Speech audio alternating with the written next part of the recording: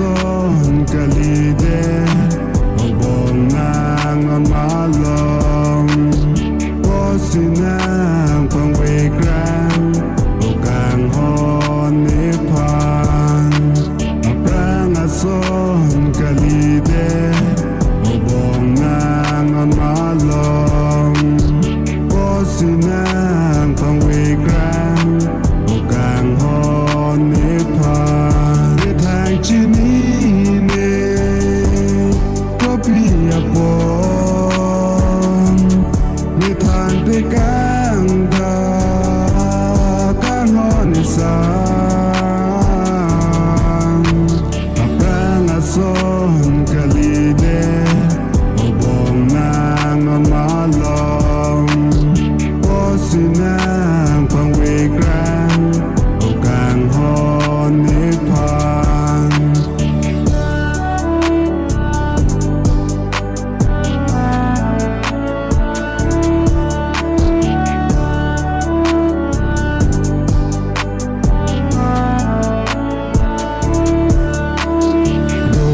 จีไม่ลอ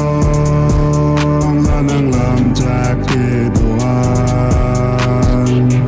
เอเนอุเนอีไกเกโอรับเจรับลี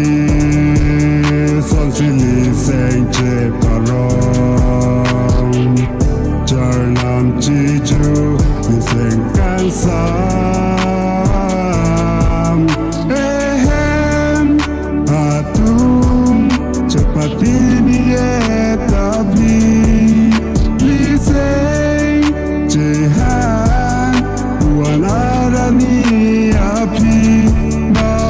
Sina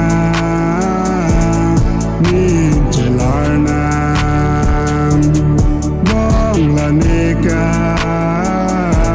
seng honduk na aprang ason kalide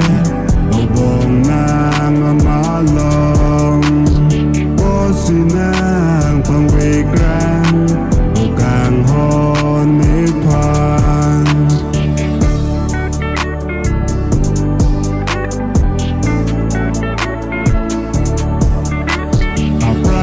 son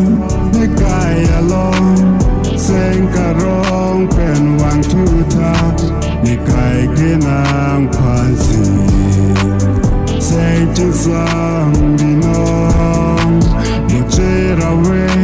จีอาพันสีในกายเกนางคารีเด